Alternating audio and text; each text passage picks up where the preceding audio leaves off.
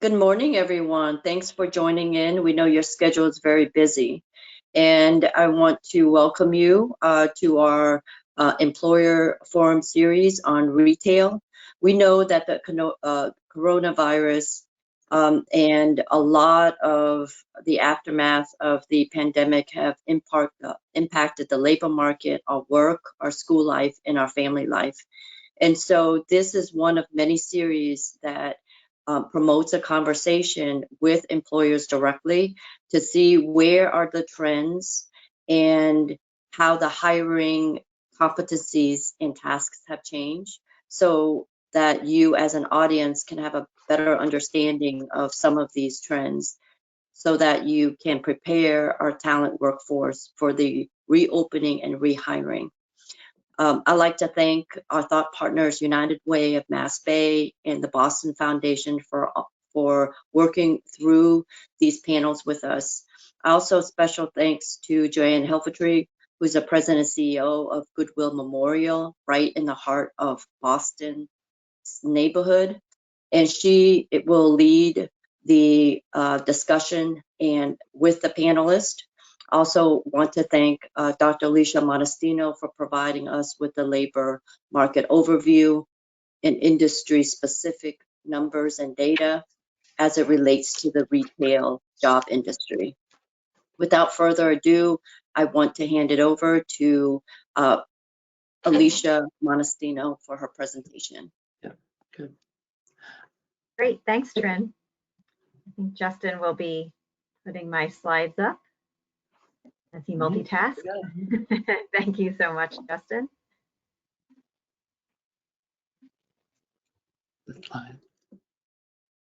Wonderful. All right, let's move to the first slide there.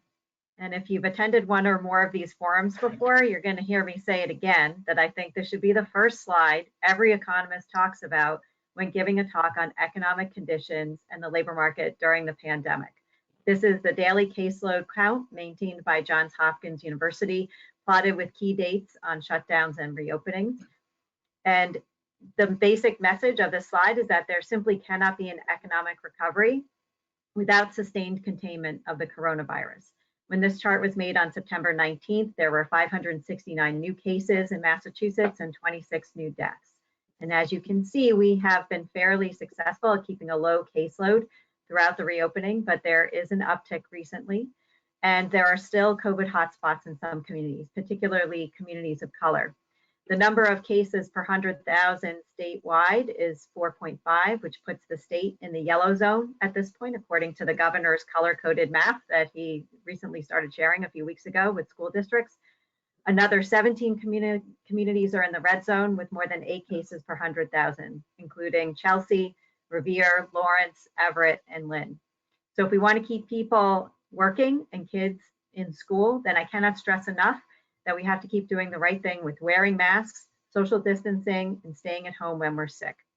It's not a matter of lives versus livelihoods. The two simply cannot be separated. Next slide, please. And why do I say that with such confidence? It's because of this slide. What is this? This is showing you the trend in job postings in Boston. The black line is total job postings. The red line is retail job postings. And the first thing I want you to notice is that job postings started falling well before the stay-at-home order was issued by Governor Baker. So job postings started falling February 22nd, about a month before the stay-at-home order. And why is this? Because people are smart. They read about what's happening in their local area or other places, and they make decisions based on what's safe for them, for their families, and their businesses. And if people don't feel safe, they don't go out and spend money, and then we're right back where we started. I also want you to notice that there's been an uptick in postings right before each phase of our reopening as we inch toward an economic recovery. However, over the past month, we've seen job postings level off in the Boston area, both total job postings as well as retail job postings. And in fact, hiring activity in Boston is still far below pre-pandemic levels, with the number of job postings down 44% since January, compared to a decline of only 21% nationwide. Next slide, please. With the stock market returning to record highs, national economic forecasts indicate that GDP will rebound in the third quarter, followed by continued economic growth of 45% per quarter through the rest of 2020 and into 2021. This latest state forecast from Mass Benchmarks indicates the same kind of recovery, that we would be experiencing a similar bounce back in the third quarter, but warns that the pace of the recovery beyond that will depend on the course of the virus. Moreover, we've seen our experience from prior recessions that Main Street does not recover as quickly as Wall Street. What does that mean? This chart is showing you what's been happening in terms of employment since the beginning of the coronavirus. Employment is still down 11.2% below the pre-pandemic level in Massachusetts compared to 7.4% nationwide. Our latest data from Boston only goes through July. Employment was down similar to the Commonwealth, around 13.3%. And part of this is because Massachusetts had a more severe COVID-19 outbreak.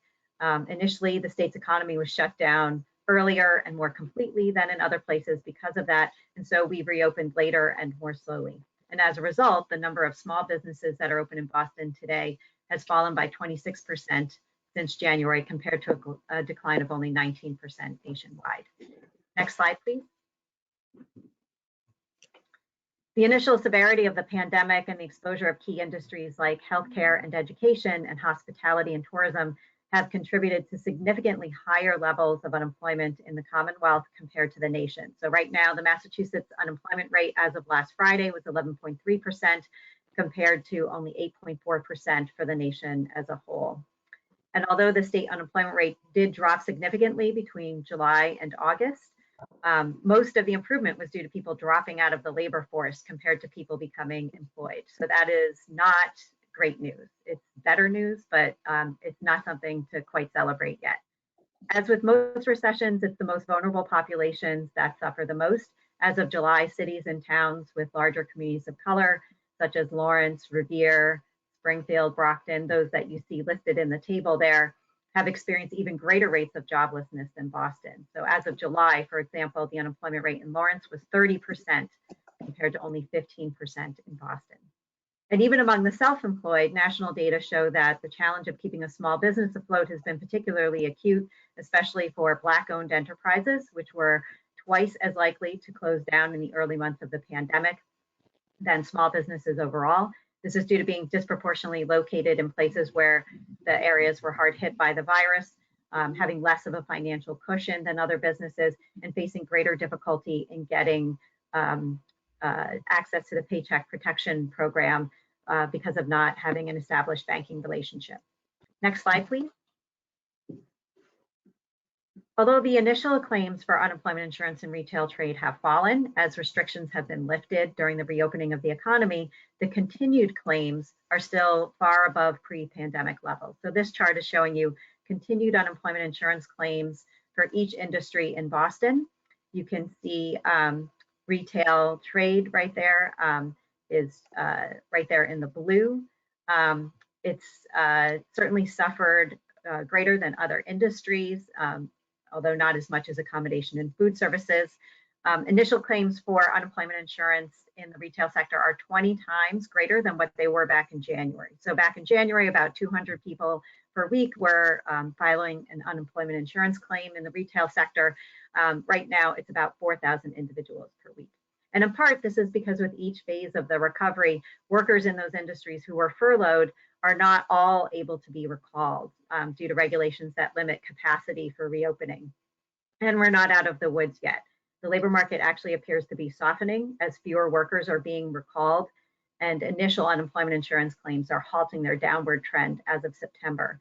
And even a recent survey that was done by Cornell University found that 31% of workers who were placed back on payrolls after initially being furloughed as a result of the pandemic have been laid off for a second time. And another 26% of those who were placed back on payrolls after being furloughed have been told to expect to be furloughed in the coming months. And the authors note that this is not just something that's happening where caseloads are surging, but it was actually surprisingly high for workers in states that have not been experiencing recent COVID-19 surges. Next slide, please.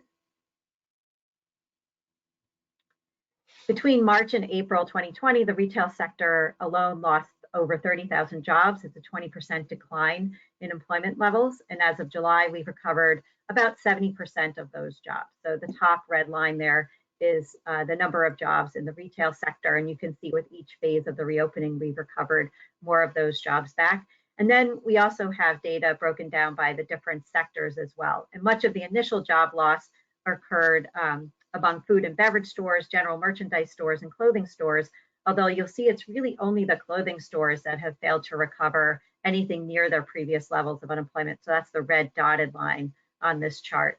A lot has to do with capacity and whether retailers really need as much physical space. So you can just walk down Newbury Street, you can see it's getting busier again, but businesses are still closed there. There's lots of for lease signs covering the storefront windows all up and down the street. Commercial real estate brokers will tell you that the pandemic is affecting the retail market a lot faster than other commercial markets.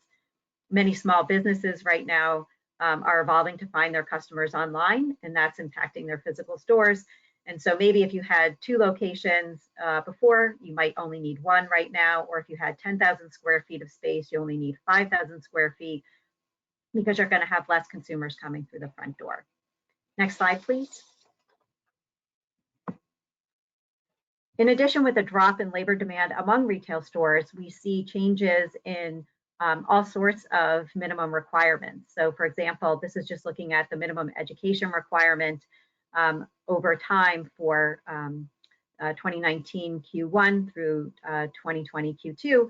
And you can see for some period of time, we actually had a decrease in educational requirements prior to the pandemic because we had a really tight labor market, right? So there's a lot more willingness among employers to stretch, to fill vacancies, to provide training. And we see that that has completely reversed during the pandemic where, for example, the percent of postings where there's no education specified has actually dropped during the pandemic. So that's dropping from the blue bar to the green bar there. The share requiring a college degree has increased and the share requiring an associate's degree has also increased. And this is similar to the upskilling that we saw during the Great Recession. This is largely due to a shift in the composition of the types of jobs that retailers are now hiring for. And we'll look into that a little bit more in the next slide. I want to go there, Justin. So what is this showing you? These are tree maps. Tree maps show you the frequency of each category. Here we're looking at the top 20 most frequent job titles that are being hired for in each period. On the left-hand side, we have the second quarter of 2019. On the right-hand side, we have the second quarter of 2020. And you can see there's some jobs that are still the most frequently jobs that are in demand. So things like sales associate, retail sales associate, those are the things with the red arrows there. Looking at delivery drivers are still in high demand, but there has been a shift away from hiring cashiers, pharmacists, and stock associates. Those are the things circled in red on the left-hand side there. They're not even making the top 20 anymore. And we see new jobs being added to the top 20, such as personal shoppers, warehouse workers, and software managers. And so again, that's where you're getting the shift in the pandemic, where we don't have as much capacity. People are looking to stay out of the stores. We're looking to manage a lot of online orders with those software managers.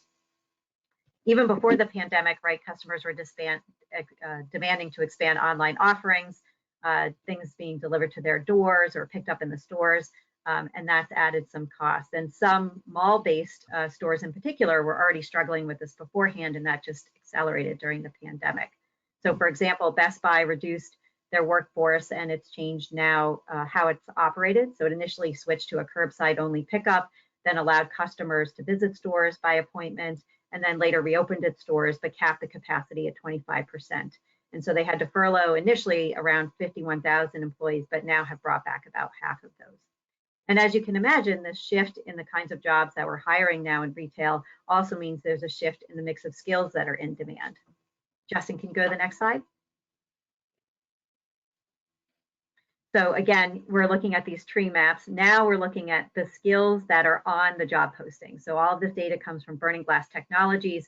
They scrape all the words off of each job ad, and then they categorize them into the types of skills that are being asked for. So some things are still in high demand. So again, the red arrows are showing you things like general sales skills, basic customer service skills, merchandising are all skills that are still in demand, but there's been a shift away from things like product management, product knowledge, and customer relationship management towards things like people management, material handling, and cloud solutions. So again, we're seeing that employers are shifting these by the types of jobs that they're hiring, but they're also asking employees themselves to take on new tasks within the jobs that are still being listed. So things like fulfilling e-commerce orders or focusing on safety.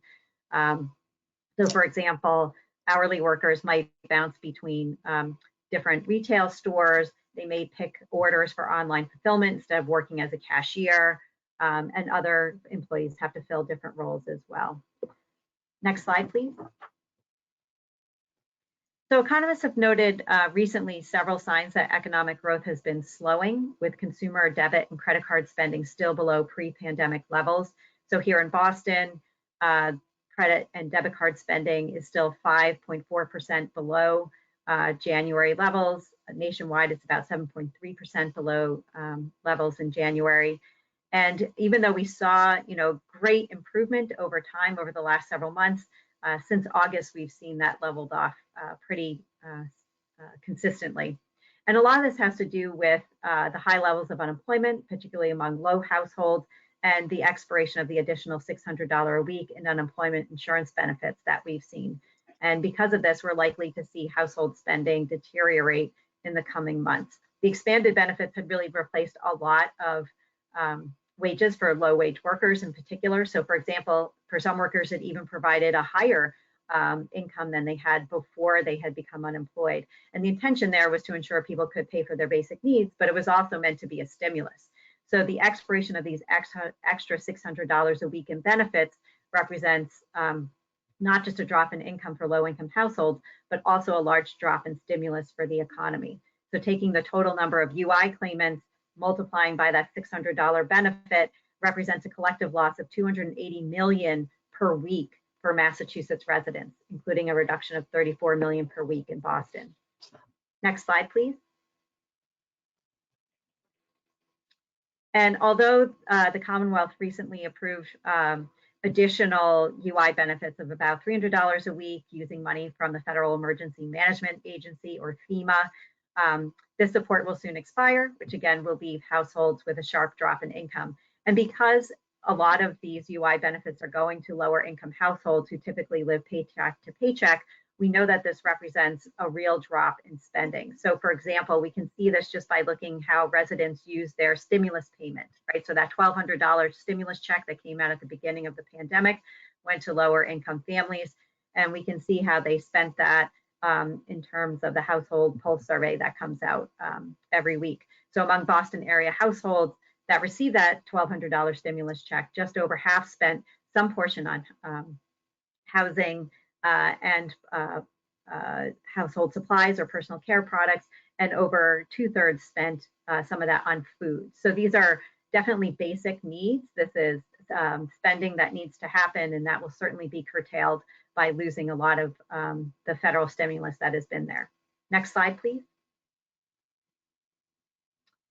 However, not all stores are being affected similarly in the retail sector. So as everyone probably can imagine, grocery stores, home goods stores, hardware stores are the big winners as the coronavirus forces people to spend more time at home and also maybe not going out as much to eat. So grocery store spending is up 34% since January. General merchandise stores, you can see, is up slightly since January. Not a big improvement there, but it's really the clothing stores, dry cleaners, jewelry stores, other businesses that cater to people who have to get dressed up and go to work that are really still stuck in that COVID-19 slump. Retailers have high hopes for the back to school season, particularly in the electronics stores. There's a lot of remote learning going on all over the state right now. There's surveys that are showing that parents of kids in elementary school through high school are planning to spend about $800 on average as they go back to school, buying Chromebooks, headsets, and other kinds of electronics. And that's more than the previous record of about $700 per family, according to the survey.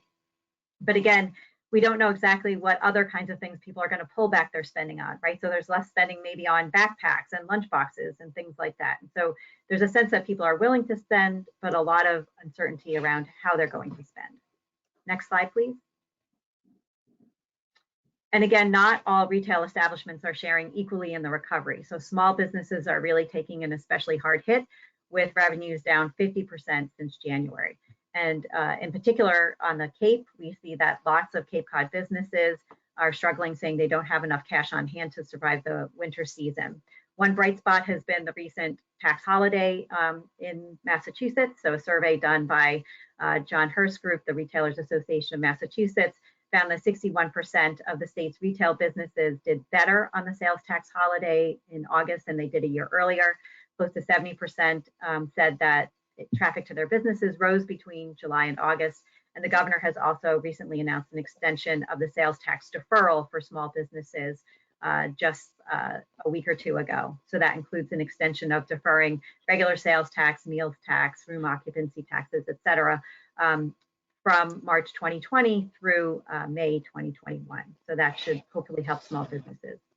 Okay, last slide. So where do we go from here? As I mentioned, the unemployment rate in Massachusetts is significantly higher than the nation right now due to our greater exposure to the virus, as well as impacts on our key industries. Despite suffering these large job losses due to the pandemic and being shut down, retail's recovered about 70% of the jobs lost during the pandemic. I know this doesn't sound wonderful, but it is far better than what we've seen in accommodation and food services. Yet certain stores, like clothing stores, really have yet to recover a lot of their jobs, and employment growth has been very slow and might continue to slow as we sort of reach the capacity due to public health regulations. So it doesn't look like going into the fall, we're going to be expanding those regulations and allowing more people into stores at the same time. Employers are hiring, but demand has shifted towards warehouse workers, software managers to be able to fill those online orders, rather than the in-person jobs that we traditionally have in the sector, like cashiers and stock associates.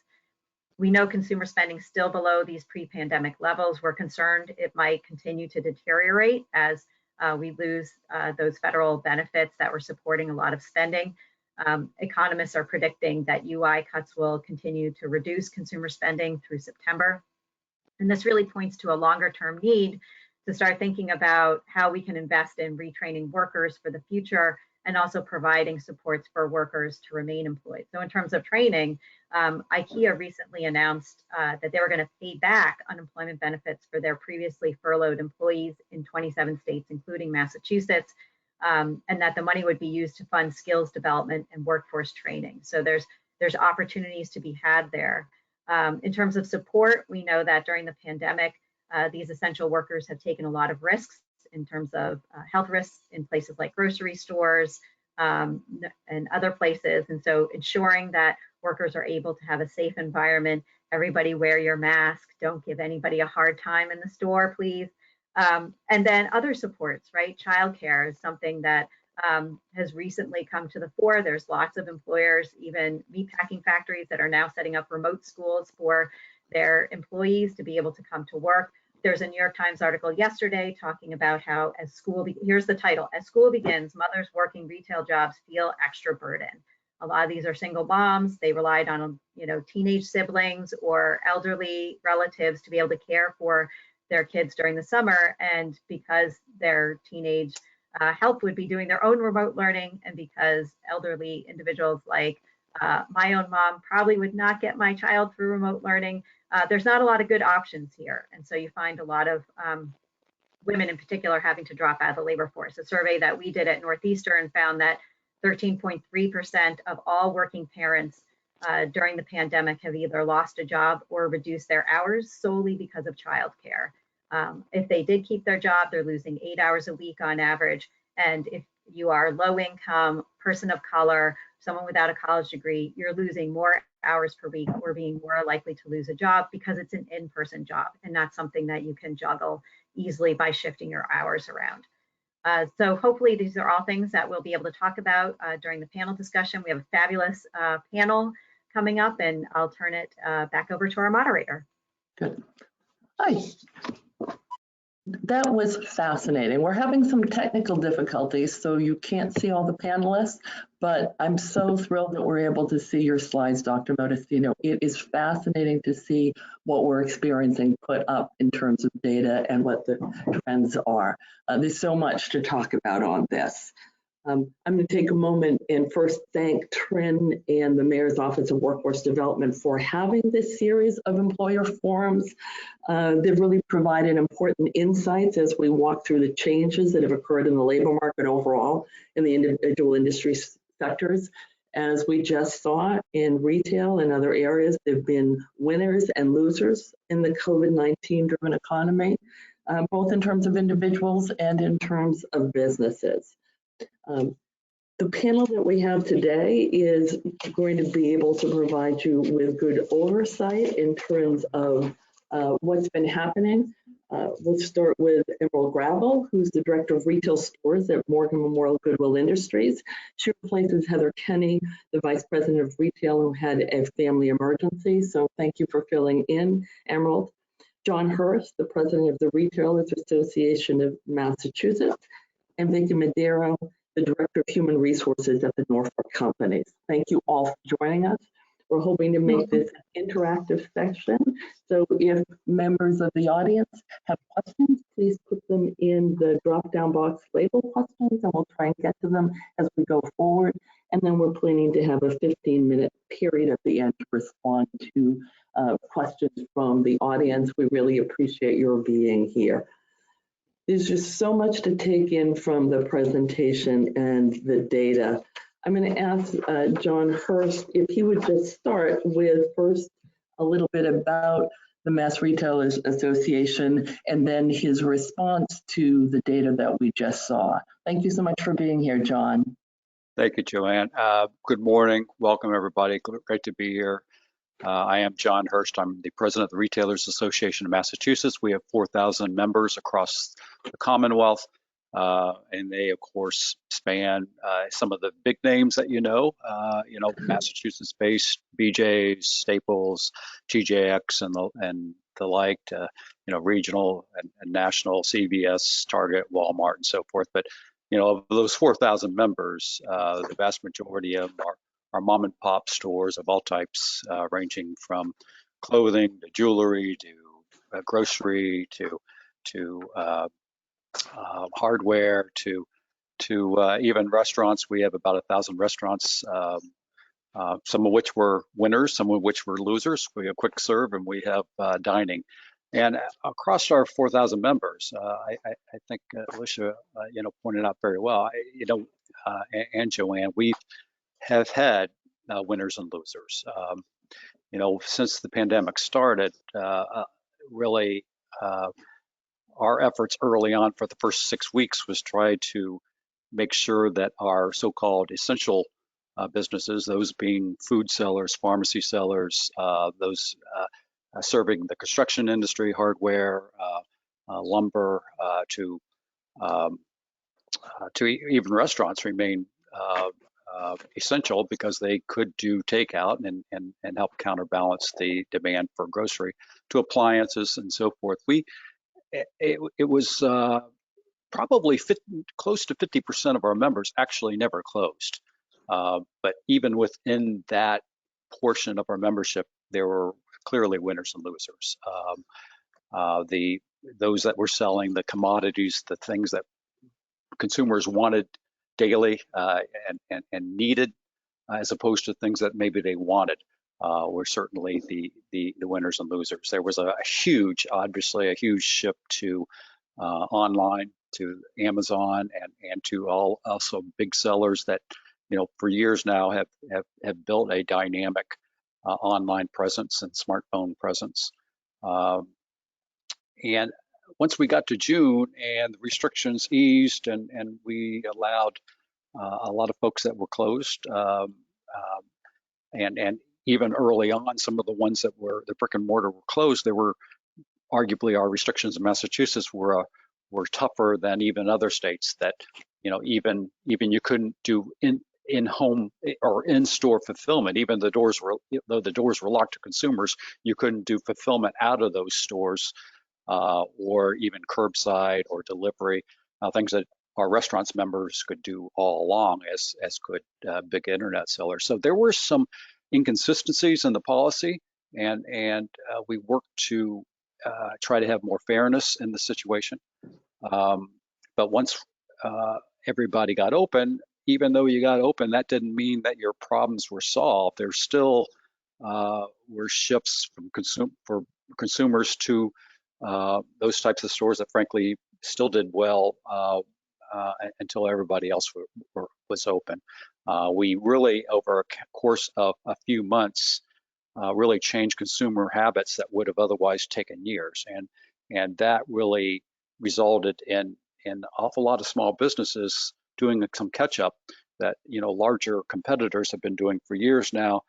Smaller businesses trying to find ways to meet the consumer in new ways that previously they never had to do. And that's what our surveys are showing. Early on, until before June, only 8% of our members actually were even or above the 2019 levels. Of course, those were primarily food sellers and the like, commodity type of sellers. That jumped to 20% by the 1st of August. So there was a recovery as folks started opening. And we believe that there are some hopeful signs here.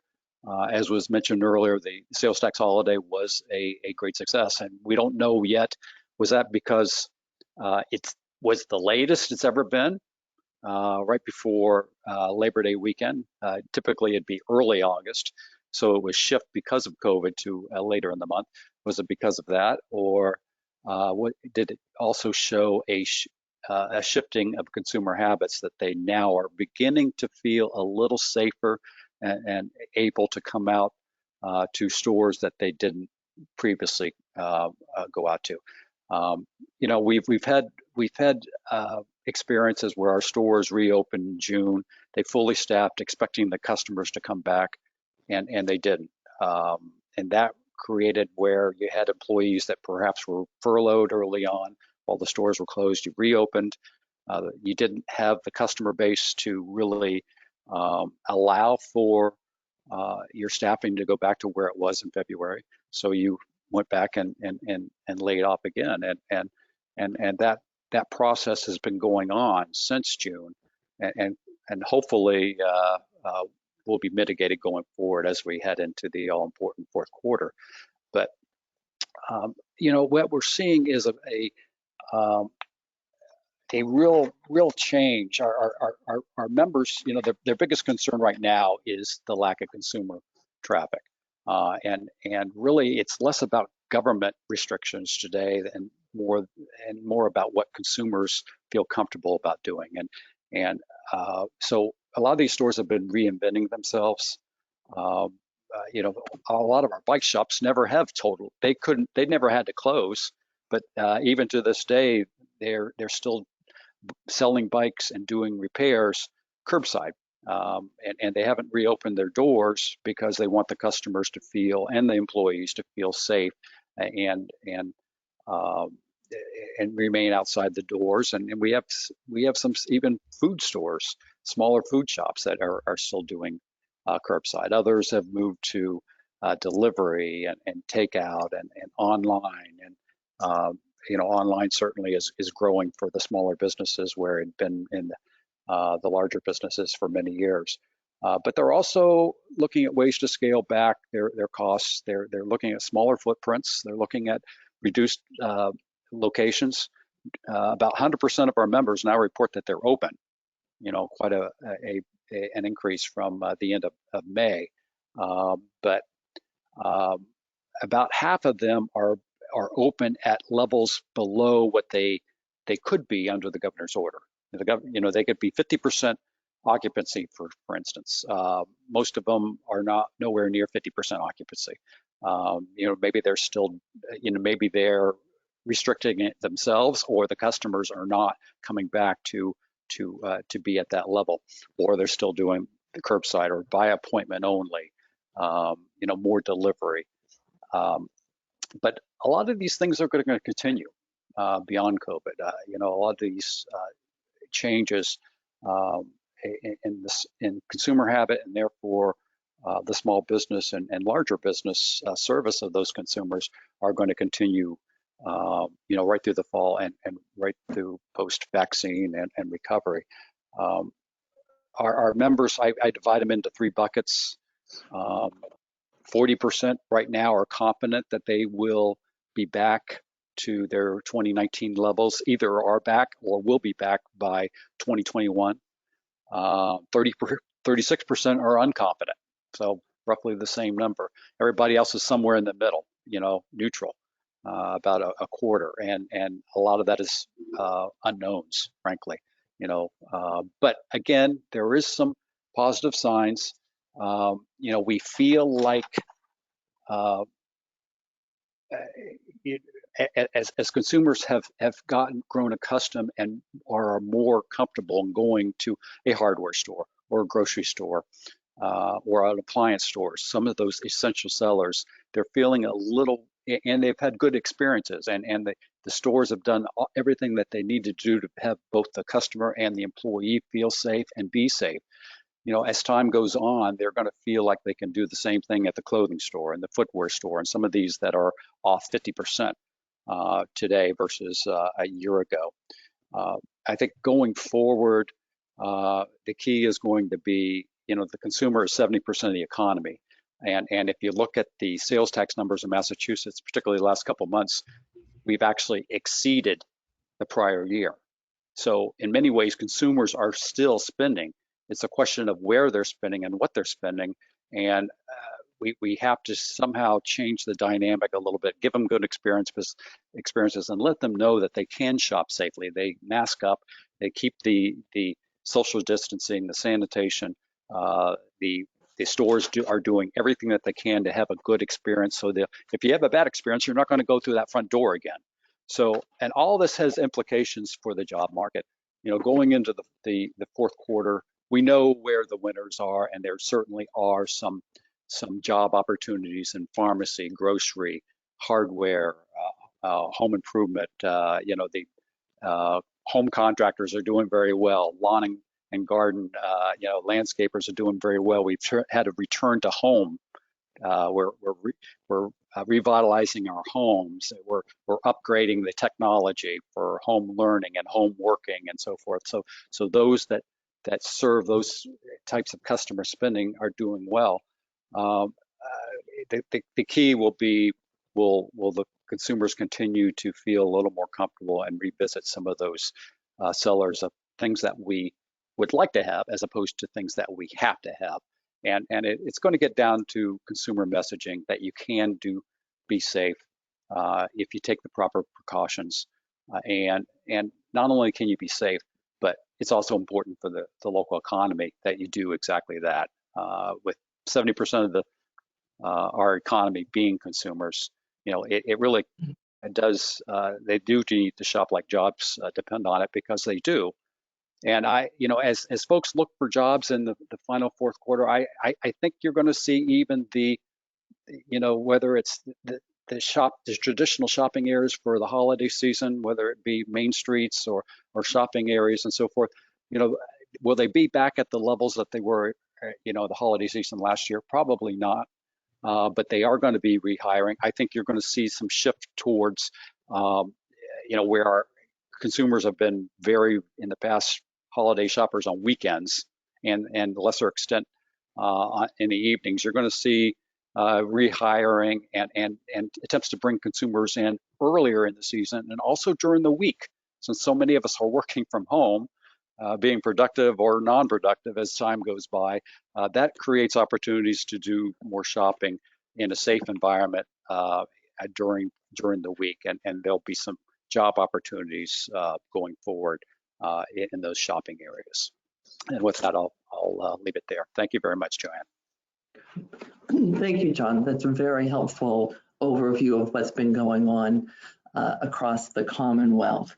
You've been such a powerful voice for retailers, large and small, and we really value the work that you do in trying to maintain the business base here in Massachusetts. That's one thing about brick and mortar. It keeps customers here in Massachusetts and jobs here.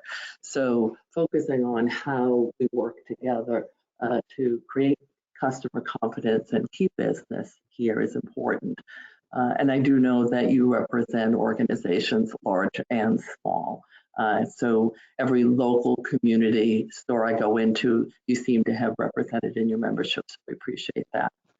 So from the presentation from Dr. Modestino and John Hurst's overview, I think we've got a really good sense of what's going on in retail overall, what the uncertainty is, and there's a great deal of uncertainty, and the changes that individuals and organizations have had to make to adjust to the COVID-19 pandemic and all that it's brought with us. Now what I'd like to do is turn to individuals representing retailers here in Massachusetts and ask them each to tell us a bit about what their operation is and what they went through as we started to experience COVID-19 and the governor's orders, and how they responded and how their employees responded. And one of the retailers was open throughout, and the other was one of the retailers that had to close. So we're going to start first with Vicki Madeira, and who's from, as I mentioned earlier, the Norfolk Companies, and ask her to talk about her experience there. Thank you, Vicki. Good morning. Thank you very much for inviting me to this panel today. To say the least, the last couple of months have been a challenge, right? And I think for Norfolk Companies, you know, we are a family-owned business. We've been in business since 86 years, 1934, based right in the Mattapan neighborhood. And our hardware store, in particular, our flagship, has been servicing that community for that amount of time. But as we expanded and grew through those years, we ended up adding on retail pieces in our kitchen and bath showrooms, which we have 3 in Massachusetts and 3 in New Hampshire. And then we also have a commercial carpentry division as well. So in talking, you know, specifically about the retail pieces, the hardware store and our showrooms, the biggest challenge right out of the gate was the employee anxiety. How do we, you know, make our employees feel comfortable to come to work? Because we were essential and we needed to remain open to service the community. We were stocking masks, sanitizer, cleaning supplies, you know, all those things that people were walking into our stores every day. Our customer count hit record high during the pandemic because people were coming in multiple times during the day sometimes, and or just it was easier to get to us than to go to a big box or go to Walmart, where they didn't feel as safe because they knew who we were. We have so many customers that have been shopping with us for 10, 15 years, and to come in and see us face and get that social interaction that we were missing during the pandemic, it was a big piece of how we were successful in servicing the community. But the anxiety with our employees was really something that was a challenge. We needed the people to be at work, and you know, how did we make them feel safe? So certainly we took a lot of the protocols that were mandated as well as additional. We, you know, had our plexiglass screening, our face masks, our social distancing, you know, education with the employees about how do I communicate with a mask? You know, customer service is one of our biggest pushes for us, as well as I think it makes us a little bit different, again, servicing that community. So how do I communicate with a customer when they can't see me smile? How do I let that customer feel that they are being taken care of and that they're safe to be in our stores? So it was, you know, teaching them how to do inflection in your voice.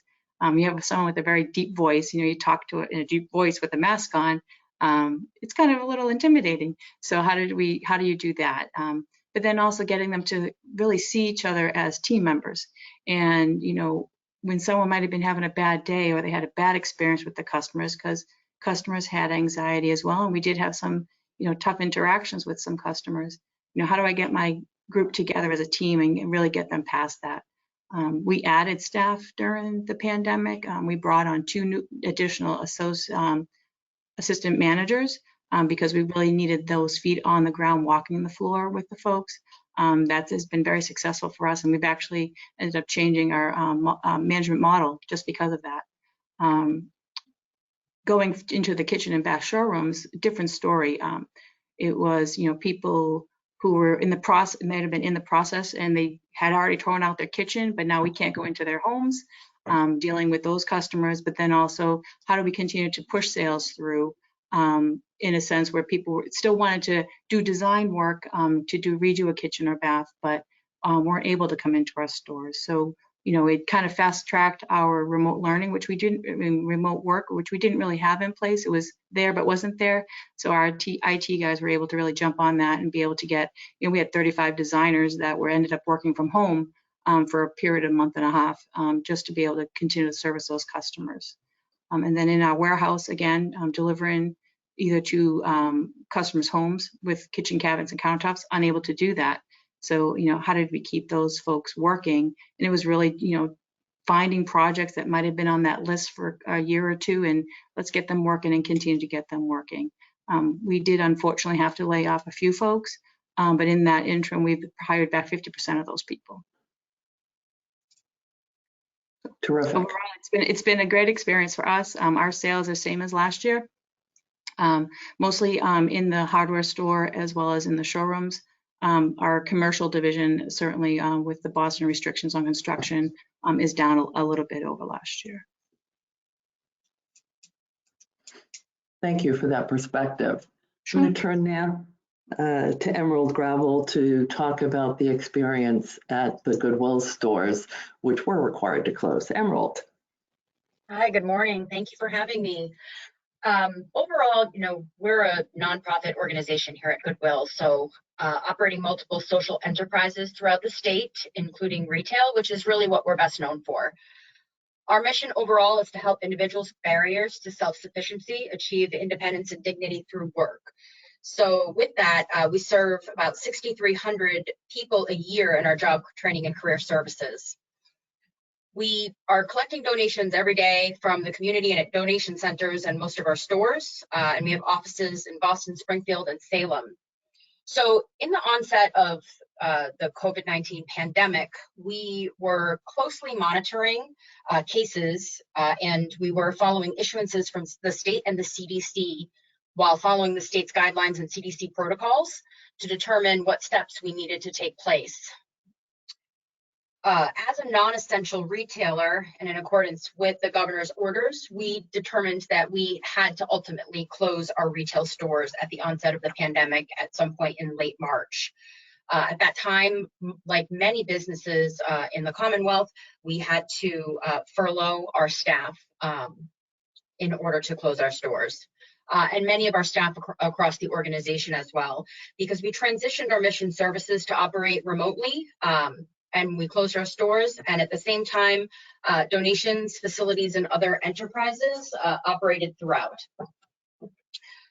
It was really important to us that we set a process to communicate regularly with our staff that was furloughed so that they had a clear line of understanding on what was going to be taking place during this time while we were closed. That was very important for us so that they understood that we were thinking about them and we were committed to getting to a point where we could ultimately reopen our stores.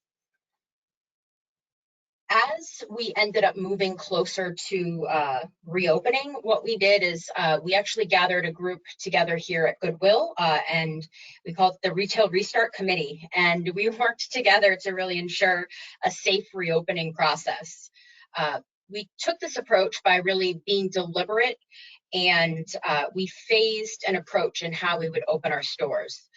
We wanted to ensure that our employees felt safe, our customers felt safe, but that it also felt safe for everyone. We didn't want them to just think that, we wanted them to see it and feel it. That was really important for us, particularly because people were very nervous before we closed, you know, about being out in public and in stores. So this was something that was very important to us.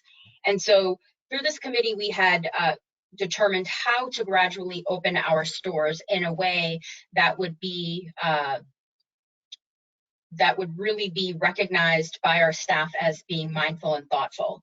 So we decided that we would open 6 stores to start in the beginning of June, and we staggered openings throughout through the mid-July. prior to opening each store, we had every store thoroughly cleaned. We removed fixtures from the sales floor for better social distancing. We designated cash register lines that would not, allow customers to intersect with one another in the store. We reduced cash register and installed sneeze guards. We closed dressing rooms, and we even looked at adjusting our return policy. We made it all sales final, just so that we could ensure that we were monitoring items coming in and out of the store and make our customers and employees really feel safe and comfortable. We also set our capacity at our store. The state mandate in the beginning was at 40%, and we actually opened our stores at 20%. And we did that because it was really important to us that we sort of set ourselves up so that we could continue to grow from that opening point. Many of us in retail just really were unsure of what we were about to face and what it was going to be like upon opening. And we didn't want to start, with bringing all these employees back and, going really for the state maximum right out of the gate. That gave us an opportunity to build from there. And so setting it at 20% was very helpful because it helped us figure out what our best business practices were, what our staff were responding to, and how our customers reacted to that. And as a result, that's been very successful. From there, we've been implementing at 5% increases since, and we're currently at 35% occupancy, while the state is at 50%. We made that decision by really communicating with our staff and finding out, how comfortable they felt as we increased the number of customers we'd allow in the store. And that's really the mindset that we've taken through this entire process, is really getting that feedback from employees on what they felt was most important. And because at the end of the day, a first impression is so important for a customer. I think that's, one of the number one things in retail. You don't want that to be your last impression. And so for our customers coming into the store, we really wanted it to feel like a place where they weren't coming in and saying, wow, that was just chaos. We really wanted it to be a place where they came in and felt, wow, I really like, what they're doing here. I feel comfortable. I want to come back. And I'll keep going back there because I appreciate the thought and effort that they took to ensure safety for everyone. And it's not just for our customers, because ultimately for us, it's also for our staff. That is of utmost importance to us as well. And they've responded really well to that. Customers have really appreciated having an opportunity to shop in a store with a lot more open space where they can move around freely and actively, move away from someone if they come near them. We hear that a lot. And our employees also appreciate that as well, as they're, moving throughout the store and, trying to put clothing away or clean up the store. They have an opportunity to really, distance themselves from everyone. And that's been great overall. Terrific. Thank you. I think both Vicki and Emerald, you spoke about furloughs and bringing people back from furlough. But you also, I know both have been involved in hiring. Could you each talk briefly about what's changed in the hiring process since pre-pandemic? Because we're seeing there are new jobs, people are hiring, there are different jobs sometimes, but what's the hiring process like? Are you doing it remotely? What's different? Let's start with you, Vicki. Sure. We were fortunate back in October of 19 to have switched our payroll company and was able to implement an HRIS system, which the company didn't have before. Perfect timing. So all of our recruiting was done online.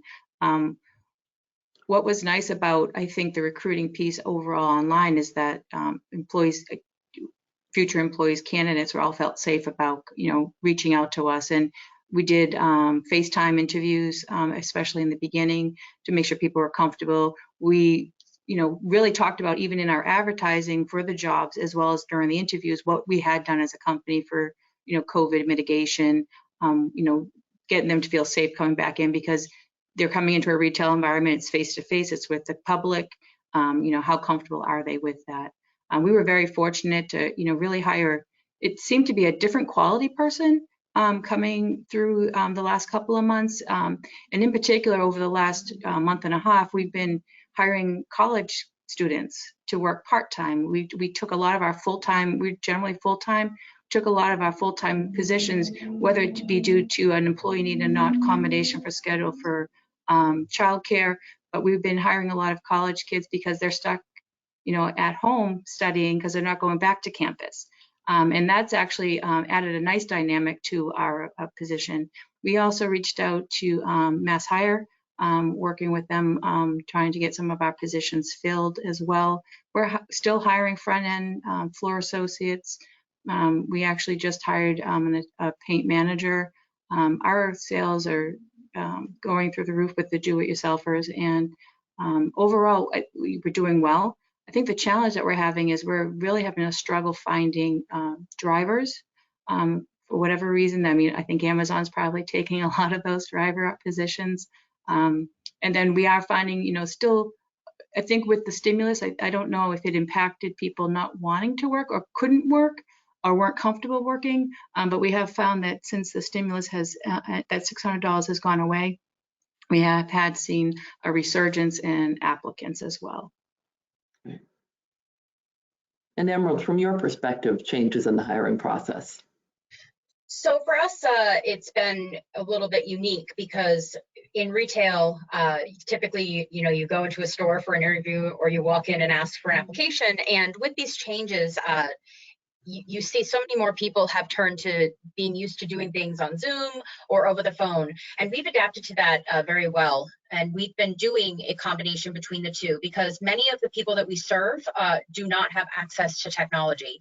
And so we are trying to be as accommodating as we possibly can.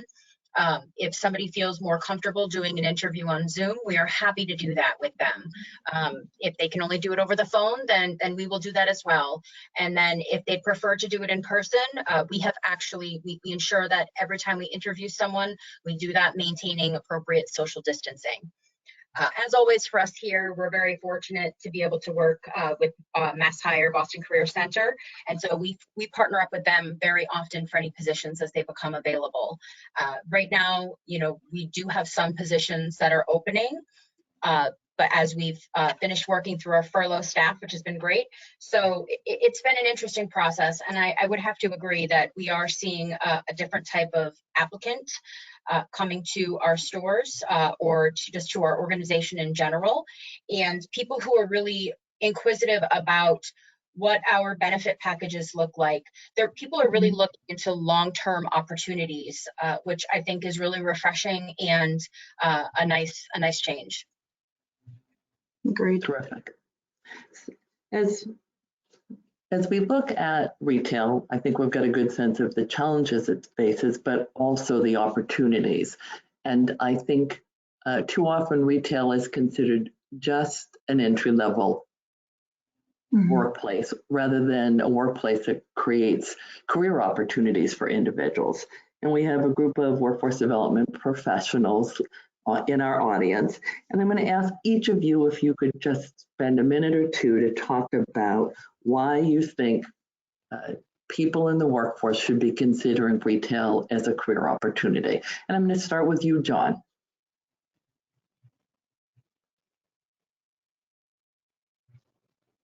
Well, yeah, retail represents approximately 20% of the jobs out there, and we've been battling, Joanne, forever this perception that it's just only about teenagers or dead end or or secondary wage earners, and look, it is a great opportunity, a learning opportunity and flexibility opportunity for all of those folks. But tell the folks working out at Staples and TJX and BJ's and so forth that it's a dead end job, and Amazon for that matter, or Wayfair. But or more importantly, from my mind, tell a whole lot of entrepreneurs. Retail is where the entrepreneurial spirit really began and still lives today. I can't tell you how many people, young folks, whether they be immigrants, a lot of young women, when maybe started at a TJX and followed their dream to start that local gift shop or clothing shop in Newburyport in Boston, or a wedding dress, outlet. How they went from working, maybe getting an education or working, in a large company and really fulfilling made the real challenging step and risky step, frankly, to invest and going out on their own to become, a new Main Street business. That is a huge portion of the industry. And my biggest fear is out of this whole pandemic and changes in consumer attitudes and spending, that we dampen that competitive and entrepreneurial spirit. I hope that we can get back there and folks will open the next local hardware store or dress shop or or restaurant, in downtown in Boston or in any neighborhood or suburb around the state. This is consumers are 70% of the economy. You always have to have, jobs and businesses serving those customers. The key is to serve them the way that they want to be served. Terrific. So Vicki, what would you say to people interested in moving into careers in retail? Why should they do that? Sure. I think, retail, to John's point, it is a position where you can get a step in the door. You don't need a college degree to get in. There's a lot of folks that either choose not to go to school. They might not be, that might not be their cup of tea, or they can't afford to go to school. And it's a great opportunity to get in there. And companies such as ourselves, you're able to provide training to them, whether it be management training, customer service, selling skills, that are skills that aren't once learned don't go away, and they're able to be, transferred to other opportunities. Within the hardware store in particular, it's not just the retail, face-to-face with the customer positions that we have available. We have outside salespeople, we have pro desk sales, we have kitchen designers, and a lot of times we bring, and we prefer to promote from within. Recently, we had a young lady who had been with us for about 2 years, came in as a cashier, kind of wasn't sure what she wanted to do with her life, but she had that drive, and to what John was saying, that I want to, provide something more. And we were able to train her, and now she's become a flooring specialist. And she certainly has, earning potential that there's really no cap on that. So it really is an opportunity. And I think, and I struggle with this, is how do we get that word out, whether it be to the Volk schools or to the high schools, to educate them on, changing that perception of retail. And that would be something I'd like to challenge, all of us, leaders in the retail area, how do we get that message out? Because it is something that is available and folks aren't taking advantage of it. I would definitely agree in that perspective. There are so many opportunities. Emerald, could you give us your perspective? Absolutely. I've been very passionate about retail since I've been in retail. I went to college right down the street from us at Goodwill at Northeastern, and didn't expect that I would choose retail as a career path. But in seeing all of the opportunities that there were, not just from a business standpoint, but from a social standpoint, I think there's so much that people can benefit from a retail environment, particularly right now at this time when us as humans are so starved for that human connection. We're, consistently talking over the phone or, in meetings, or not seeing our friends and family.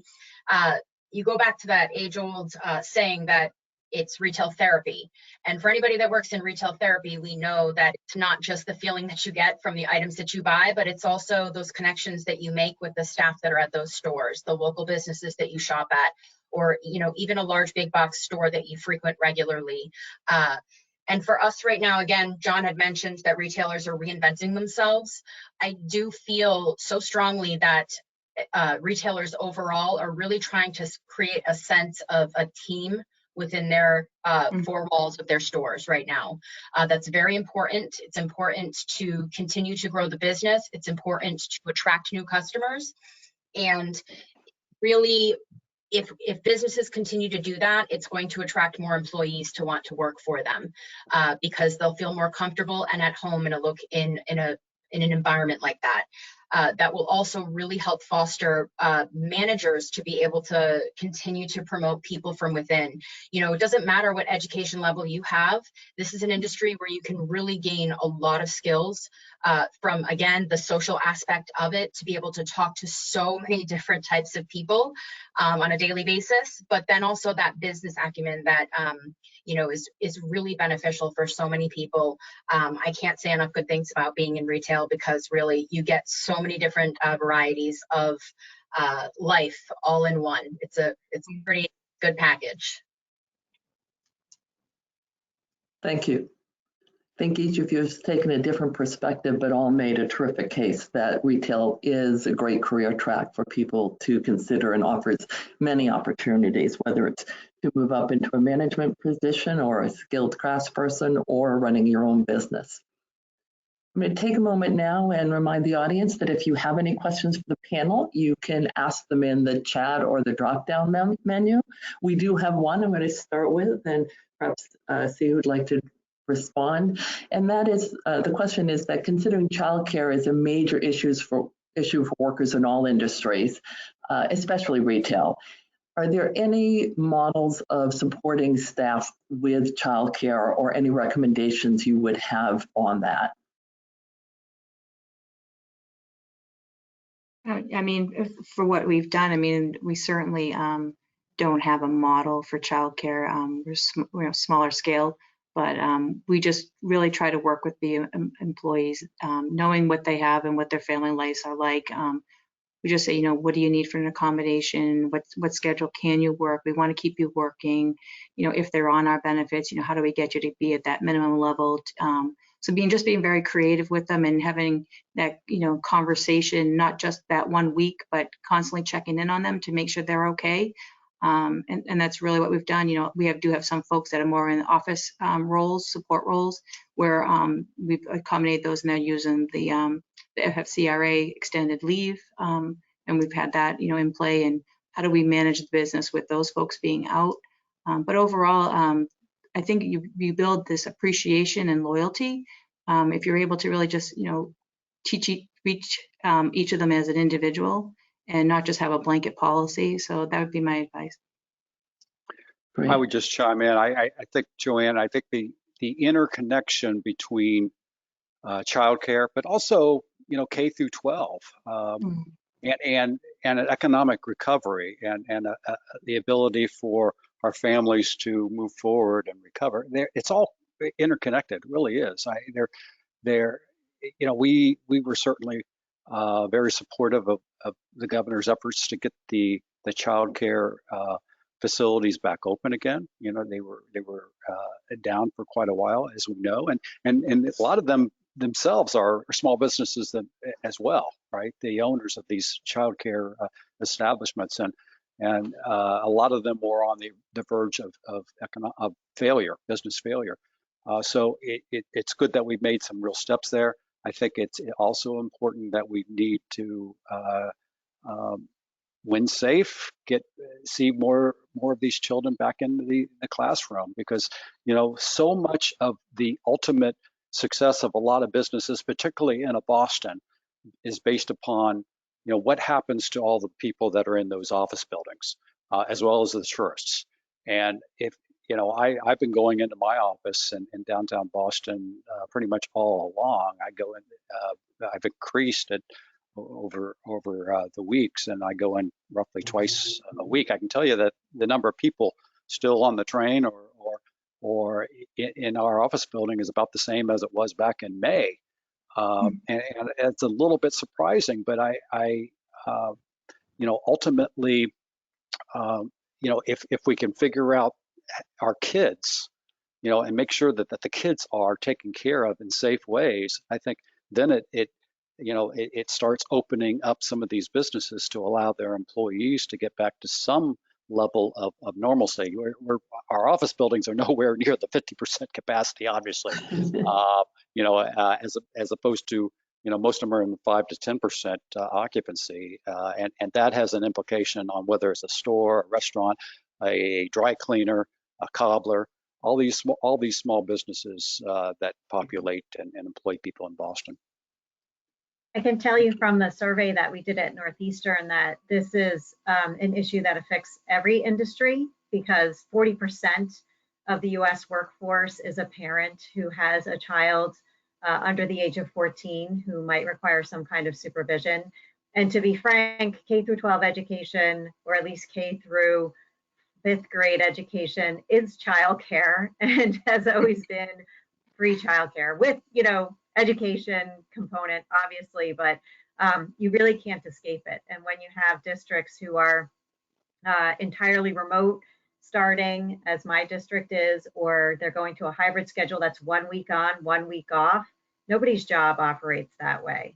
And there are very few childcare options, because even though childcare centers and daycares have reopened, they're at reduced capacity, just like the retail stores are. They're at 50% capacity at best, and yet they're having to pay for extra cleaning. They're having to pay for extra toys that cannot be shared. They're having to pay for additional staff ratios that have changed. And so a lot of childcare slots are being lost as we speak, because they are reducing at a capacity, they're operating at a reduced capacity that just isn't profitable, because they were on razor thin margins to start with. So it's a national crisis, it's a state crisis. Businesses have been getting creative. One thing I mentioned in my talk earlier was factories, for example, are realizing how hard it is when someone doesn't show up for work suddenly because of childcare. And so they've set up, they've rented space, set up remote learning schools where the kids get dropped off. There's somebody there to supervise them, get them through their day. Even small companies who their staff are not back in the office are instead flipping the office. You drop your kid off at the office, they get supervised for their remote school work while you go home and work uninterrupted. And even for the folks that John was talking about who are able to work from home, and so they don't face some of the constraints that retail workers do with having to be in person, it's definitely just getting to be unsustainable. I can tell you, as the parent of 4 kids, one of them an 8-year-old, that shifting your hours to working late at night or early in the morning and supervising remote learning, after 6 months of this, like, we're just done. So any help that you can give your workers, whether it's even adding a small childcare benefit, checking in with them, as Vicki mentioned, realizing that they are operating under extreme constraints, is so helpful. I think that's a great place for us to start to tie this up. I think the concept that we need to take care of the children so the economy can fully open is pretty appropriate and something that we can all rally around. With that, I'd like to thank Dr. Modestino, Emerald Gravel, John Hurst, and Vicki Madera for joining us. I'd like to thank Trinh Nguyen and the Office of Workforce Development for convening the series and giving us an opportunity to really think about and learn about and talk about the changes that are taking place in the workforce, and particularly today in the retail industry. And then finally, I'm going to turn it over to Justin Polk, who will just close it up for us. Thanks, Justin. Hi, Joanne. Thank you. I'm actually you're still on. Great. We'll close. Yeah, of course. I was supposed to, like you all, our schedule for these Zoom calls and conference calls are just endless, and so this is so important that I thought that it would be essential for me to do the closing and personally thank you, Joanne, and Goodwill to be such a great partner for the city of Boston. Without you, the backbone of the workforce development ecosystem wouldn't operate the way it does. So thank you for your leadership and Goodwill's work endlessly through this pandemic. Our panelists is just like rock stars. Thank you, all of you, for sharing your thoughts, being transparent, and really being committed to this work and to the hiring process, despite the fact that it is an uphill battle. So thank you for staying with us and ensuring that the supply and demand side of the labor market still works. And so without you all, we wouldn't be here. So thank you so much. Thank you, Alicia and Northeastern, for providing us with great labor trends and up-to-date data so that our partners and our audience and our community get the knowledge and tools to do the work that we do. So thank you, Justin Polk, for his IT support in the back end, and our audience for taking the time to listen and to learn so that we can better serve the city of Boston. With that, I'll close and remind folks that we do have updates on employer series and virtual panels, so check in on our website. And that if you or your staff and others have missed this panel discussion, it is recorded and will be uploaded on our website for resources as well. Thank you so much. Thank you. Thanks, everyone.